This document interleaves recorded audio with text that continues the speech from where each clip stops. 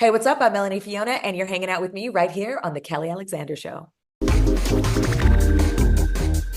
What's up, y'all? I'm Kelly Clarkson. Hey, Steve McRae. Hey, I'm Josh from the band Need to Breathe. I'm Olivia Luddy. We are so excited to welcome to the Kelly Alexander Show, Akon. Hi. What up, Kels? Hey, I'm Judy Gold. And I'm hanging out with the Kelly Alexander Show. This is Jordan, and I'm hanging out on the Kelly Alexander Show. I'm Rob, and I'm hanging out on the Kelly Alexander Show. I'm hanging out with the Kelly Alexander Show right now. Jealous? I cannot tell you how excited I am to welcome this recording artist to our show. Grammy Award winner, Juno Award winner. She's released 2 new songs, Say Yes and I Choose You, which is her first new music in a really long time. And we're very excited to have her on the show. Melanie Fiona, welcome to the Kelly Alexander Show. Thank you so much. I'm so happy to be here. So I have so many questions. I will start with, I always like a bit of background. So can you tell our audience, was singing and songwriting always the plan? Was there ever a plan B, or was this it? I always say life is a journey and it's not a straight line, of course. I think destiny would have it that I absolutely was always meant to end up in music. From a little girl, I said I wanted to be a singing nurse, growing up. And that was just like, it was a really cute thing that, it's like, oh, cute. You came up with something cute. Little did we all know that my 4-year-old self, she was definitely the wisest version of me. So I think music was always in the cards. I was born, my mom always tells the story, I was born clearing my throat.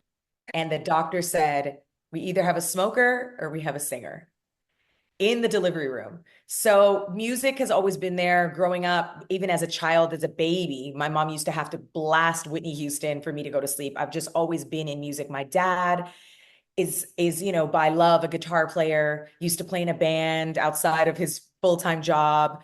And my mom's just like a really beautiful singer growing up. I used to just listen to her singing Barbra Streisand, Whitney Houston, Anita Baker. This is how we were woken up on Saturday mornings to clean the house. So music has always been definitely a staple in my life. I always loved singing. And as a child, the funny part is I never wanted to be looked at while I was singing. I always used to make all my family and friends, like, I had to turn around, don't look at me while I'm singing. But I loved it. I just didn't want to be seen doing it.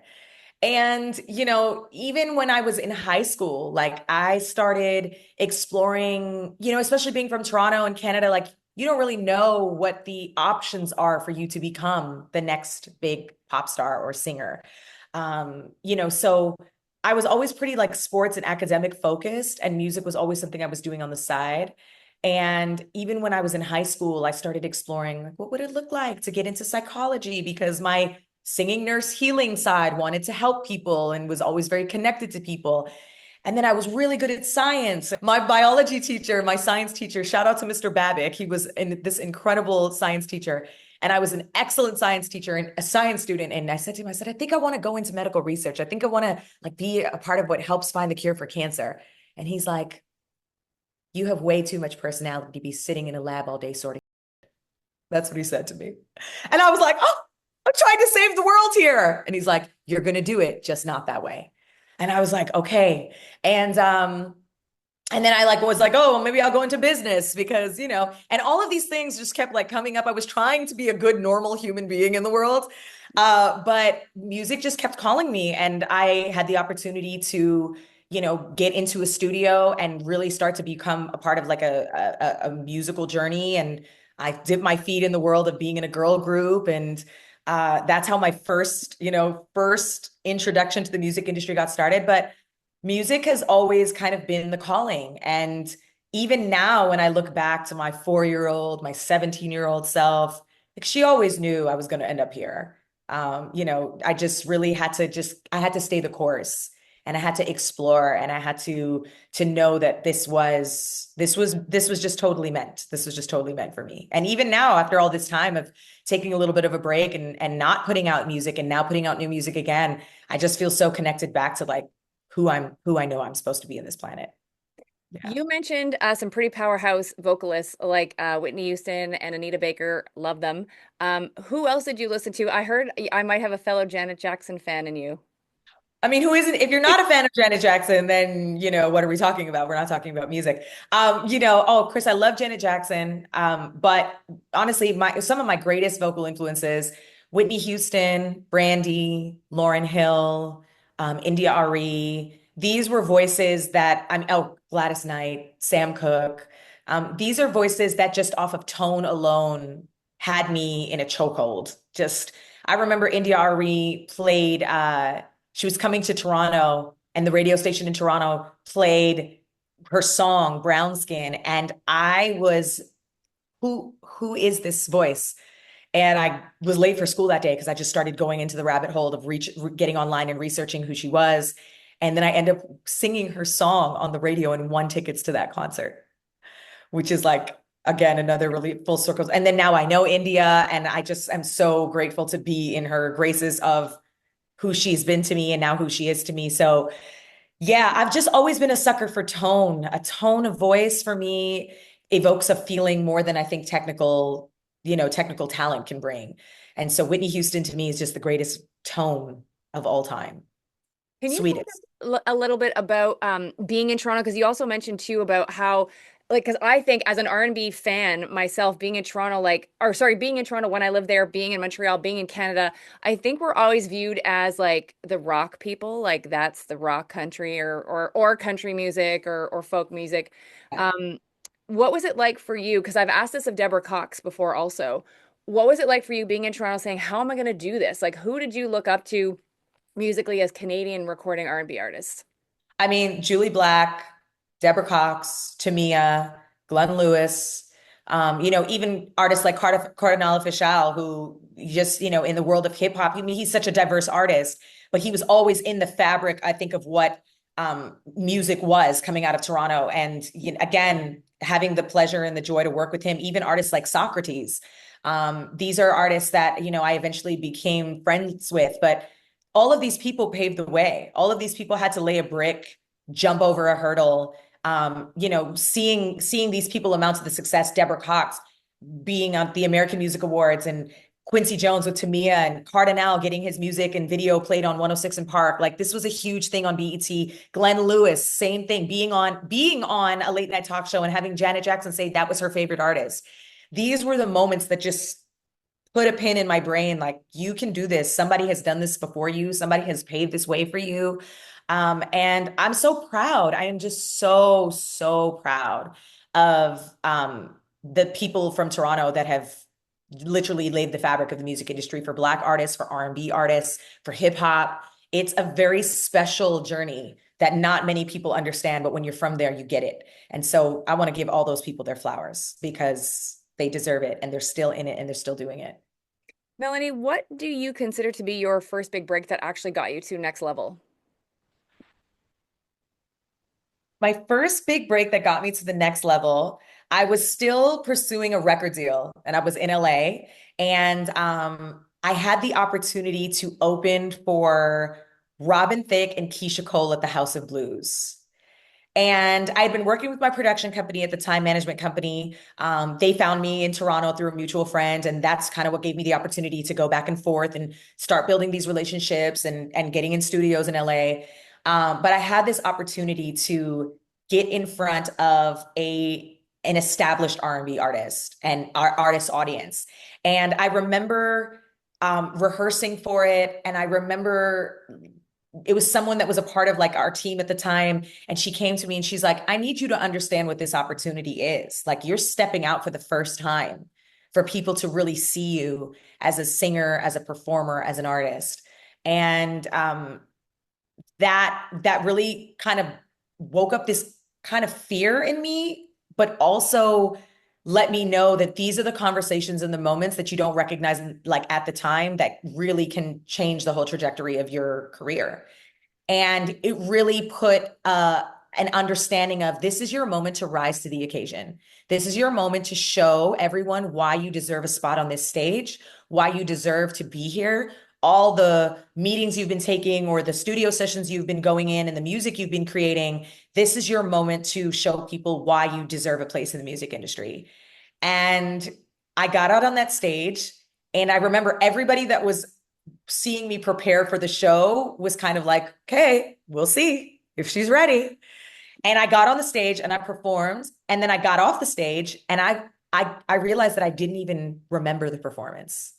I almost had this like out of body experience where I just got on there and I kind of blacked out and I did my thing and I came off and everybody at my team was standing at the side of the stage and they were like,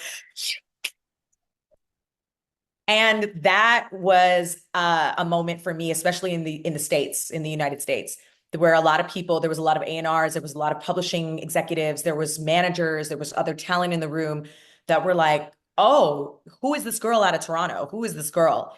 And from there, it just kind of continued to be my performance reel for what people, I'm so sorry. This should be on Do Not Disturb. Let me be a professional. I put it on Do Not Disturb. I don't know why it's doing that.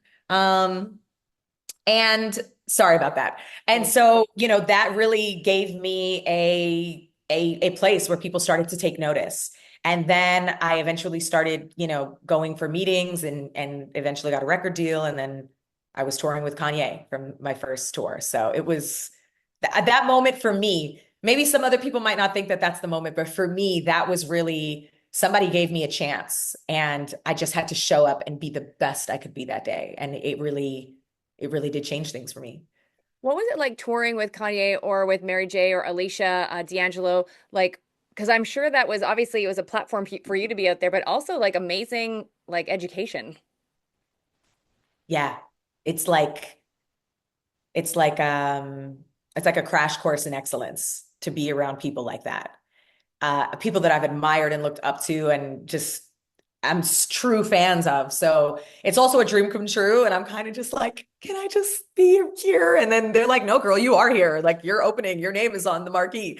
So, it's a lesson in excellence. It's a lesson in defining yourself. It's a lesson in performance, the art of performance. It's a lesson in being humble and confident and your biggest cheerleader at the same time. Working with someone like Kanye and then working with someone like Alicia. Kanye he is out there, team Kanye all day. And we know that. And one of the advice that he gave me from that tour is he says, whatever you have to do to make people remember you, don't be afraid to do it. And we've seen that be true for him throughout his entire career. And, I think for me, it reminded me that as a performer, when you're on stage, there's no reservations there. If things mess up, how do you recover? And even on that tour, I remember being, I'm an opening artist of one of many with The Roots, Consequence, Mr. Hudson, Kid Cudi. We're all on this tour with Kanye, and I'm on tour with a three-piece band and an iPod. And for anybody who's listening, okay, an iPod was before we had phones that played music, okay? And so the iPod was basically the computer and it was running the tracks of my songs. And the bass was so heavy in Bercy Arena. We were in Paris and it jumped, it like pulled the cable out and my music stopped.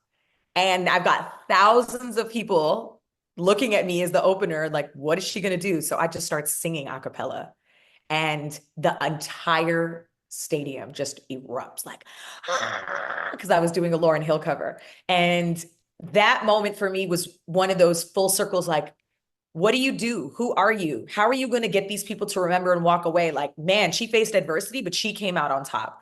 And so Kanye doing that, watching Alicia Keys be just an aura of light in her we were on tour for months, and just how she was able to bring a sense of calm to every room she went into when everybody that was preparing her stage for her rooms, the even craft services, the catering, everybody was operating from the same frequency. There was a massage room, there was a wellness room where you could go meditate. There was, space to be well on that tour. And I've always admired Alicia Keys, just from an artist standpoint, one of my favorite artists, just watching her be the leader, the true leader of that, even though there were many leaders there. There's management, there's this, that. But knowing that everything stemmed from her, it really taught me about how to be you are the light of your environment and everybody follows suit from that. So you set the tone for how you want to be treated, how you want your experience to be. And everyone else, if they're aligned with you, is focused on maintaining that and protecting that. So, those are two really standout experiences for me, I think, from a touring perspective. I want to jump to you becoming a parent because I'm wondering, first of all, in the genre of music you're in, was it scary to even say I'm pregnant? And then B, how was it like? How have you changed as an artist since becoming a mom? Oh, I was so terrified. I was so terrified.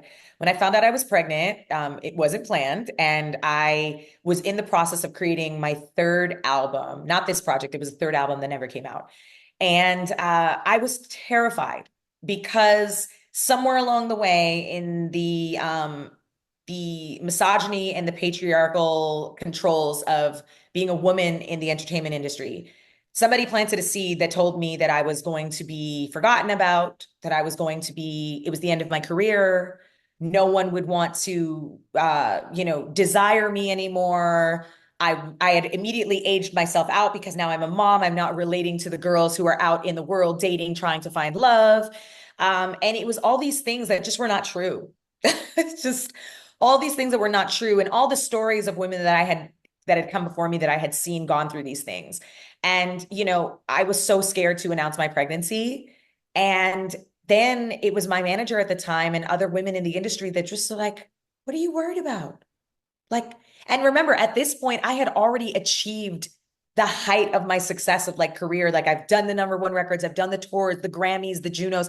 I had already achieved so much. And that seed of insecurity and anxiety and shame that was planted in me was still trying to grow. And I was so upset that it was trying to grow. And then I just said, no, I'm going to change the narrative. And so I had this song called I Want It All that I had written before I actually got pregnant, because I was tired of people telling me and just telling women in general that you just can't have it all. And it was like, you don't get to define what all means for me. And so I ended up announcing my pregnancy to this song. It's an unreleased song, and I ended up announcing it. And that was the way I kind of took my power back. And, in this industry of R&B, even in the industry of just being a woman in, cultural relevance, it's like, how dare you try to have a personal life? How dare you not just be a hot commodity in the streets, giving us music and entertainment and being sexy forever. And there was nothing sexy about my pregnancy. I put on 80 pounds. I became a different person. So even that, just the mindset that I had to really work through to be like, I am beautiful. I am powerful. I am living in my purpose. I am experiencing everything that life has waiting for me. And how dare I even let for a second someone else's projections and judgments infringe on my joy? And so that has now led me to become not just a mother of two, because I'm a mother of two now, but it's pushed me in a direction that has allowed me to find passion in advocating for mothers and women. I have a podcast called The Mama's Den, where we talk about everything that you can experience in womanhood and motherhood. And a lot of our audience is not even mothers. It's a lot of people who are just interested in the experience of what it's like to become a mother, partners that are like, what it's like to support a mother. And I'm so proud of that work. I also have a motherhood community that's like education. It's called Melly Belly. And, that's something I'm simultaneously building out while I'm building and creating more music. And I'm so proud that like my true identity of who I am is my brand and it's my lifestyle. And I don't ever feel the need to be ashamed of that. Like I'm so proud of it. And it's authentically who I am, and that's who I want to be for the rest of my life. So yeah. Amazing. Now, I know we're almost out of time, but I have to ask you about the two new singles, Yes. Say Yes and I Choose You. Have you had them for a while, or did you write them sort of recently? And are we getting an album? Okay, so we'll work backwards. We're getting an EP in the top of 2025. It'll be a 6-song EP, and these 2 songs will be on it. I wanted to create something that was going to be just, I think, a reflection of where I am now and some of the music that I wanted to hear. This song, Say Yes, started a while ago. It was in a jam session. I was in a studio session with Dre Harris, who produced the record, Thundercat, Charlie Burrell, and Chris Dave, who are incredible artists and musicians in their right. And Sir, he's also an R&B artist, a longtime friend. And we had actually created music previously for some of the songs that I had already put out, like a song called I Tried, which was an independent single. And we were in this room one night, and it was just a complete jam session. And that's how Say Yes came about. And so when Sir and I went and wrote this record, it was about the time that I was dating my husband and, well, my now husband, and we were dating and we were in that dance of, the love of, we really love each other. We know what this could be, and we're both a little scared, but we have to be willing to lay it all out on the line. In order to get to this life that we think we can have, we have to say yes. We have to be willing to say yes to all of it. Whatever comes up, whatever we're going to do, whatever is going to find us, we have to say yes to one another and go for it. And so I almost feel like it's a little bit of a manifestation prayer, because we would eventually get to this place that we have this life now, married, 2 children. We have a beautiful life together. And it all came from having to say yes, and even say yes just as a mantra for people. I want people to give themselves permission to say yes. We often focus on saying no and what that feels like and setting boundaries. But I think once you get to a place where you've done a lot of work, you have to feel confident in the fact that you will always be okay. But you have to give yourself the permission to get over the fear. You have to give yourself the permission to get to the life and the love or the dreams that are waiting for you. And you only get there by saying yes. Every incredible thing I've done with my life has come from saying yes, leaving home, saying yes, trying to go get a record deal, saying yes, having someone believe in me, trusting teams to take me places, say yes. These are all things that you have to get to. So saying yes is very, very important. And that's the name of the EP. And then I Choose You is about the power of choice.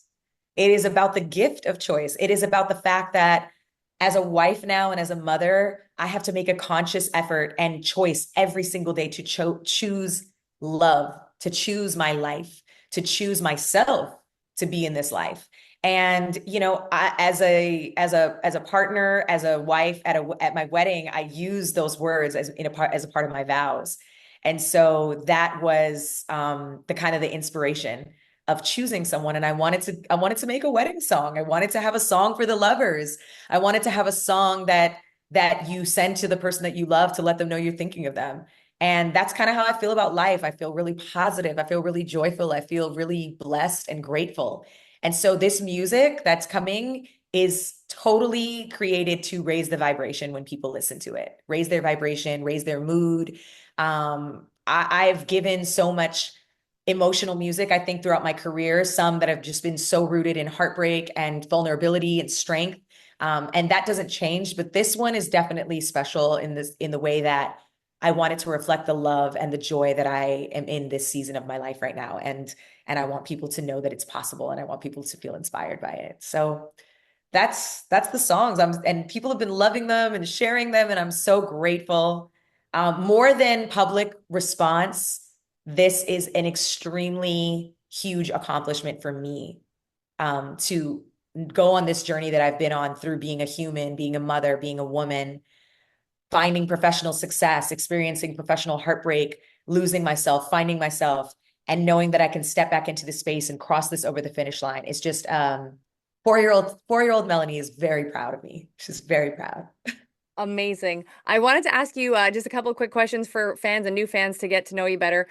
What boy band or girl group text would you love to be in on?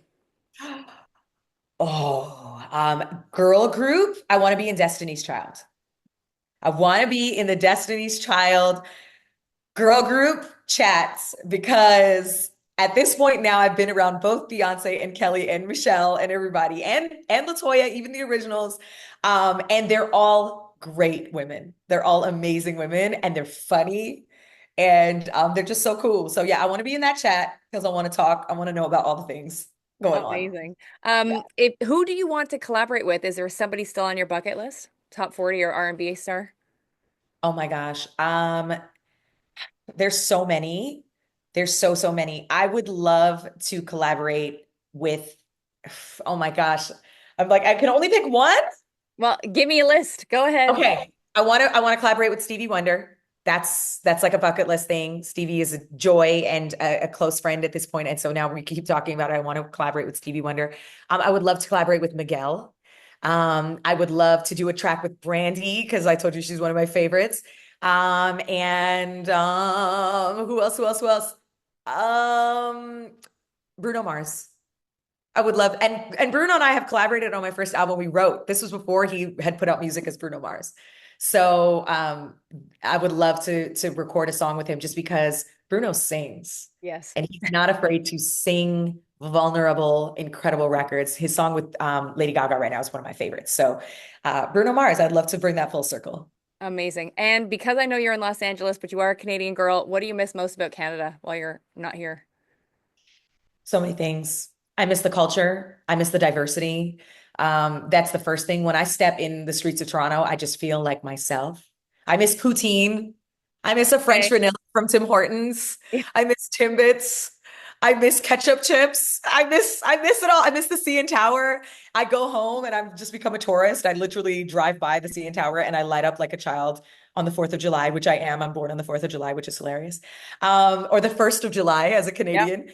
Yep. And I just love seeing the CN Tower. It just makes me feel so proud and so Canadian and so Torontonian. So I miss all of those things. And I was actually just in Toronto last week and I definitely indulged in all of them. I hope the ketchup chips for sure. Definitely the ketchup chips and all dressed. Anna McCain's even delicious cake. Okay, all of it. Amazing. I hate to let you go because I could talk to you for an hour, but thank you for doing this so much. I really appreciate it. Thank you, Kelly. I appreciate you as well. It's really great to meet you. Don't forget to check out Melanie Fiona again. Her website is melaniefiona.com. Check out her new singles, Say Yes and I Choose You. And of course, are we getting a tour? Last thing, are we getting a tour? We're working on a tour right now. And the fun fact, but also crazy fact, I've never toured Canada. Oh my God. Okay. So Need a whole other interview about that. But I definitely, absolutely am working on some Canadian dates because my Canadian fans are looking for me. And I partnered with a Canadian company to put this project out. So it's a homecoming. It's definitely a homecoming project. So Canada, I will see you very soon. amazing. melaniefiona.com. Don't forget to check it out. Hey, it's Kelly Alexander, and thank you so much for watching. Please make sure to subscribe to our YouTube channel, youtube.com/Kelly Alexander Show, so you are the first in line for all the cool content coming your way.